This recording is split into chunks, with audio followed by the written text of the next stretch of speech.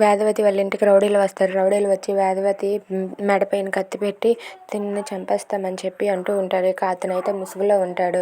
ఇంతలో అక్కడ ఉన్న వాళ్ళందరూ కూడా ఒక్కసారిగా షాక్ అయిపోతారు. ఇక పోలీసులు వచ్చి ఎవరండి అరెస్ట్ అని చెప్పి అక్కడ గన్ అయితే రివాల్వర్ని గురిపెడుతూ ఉంటాడు. అది చూసి రౌడీలు అయితే మీరు ఇప్పుడు ఆ రివాల్వర్ని దించకపోతే ఈవిడ పీక మీద కత్తి పీక లోపలికి దిగిపోయి చంపేస్తానని చెప్పి అంటూ ఉంటాడు. అది విని ఆ పోలీస్ అయితే భయపడిపోయి అక్కడ గన్ అయితే దించేస్తాడు. ఇదంతా చూసి వరలక్ష్మి, విష్ణు పిల్లలు, ఇంట్లో వాళ్ళందరూ కూడా ఒక్కసారిగా షాక్ అయిపోతారు. ఇక అందరూ కూడా భయపడుతూ ఉంటారు.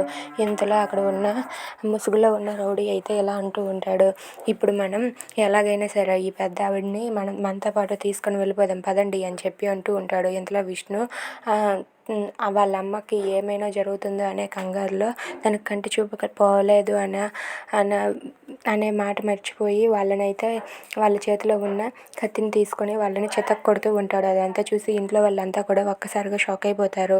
ఇక అందరూ కూడా అలా చూస్తూ ఉంటారు. విష్ణు అయితే మాత్రం రౌడీలను చితక్ కొట్టి వాళ్ళనైతే అక్కడి నుండి తరిమేస్తాడు. అది చూసి అజయ్, నందిని పిల్లలు, వరలక్ష్మి వీళ్ళందరూ కూడా ఒక్కసారిగా షాక్ అయ్యి విష్ణు వైపే అలా చూస్తూ ఉంటారు.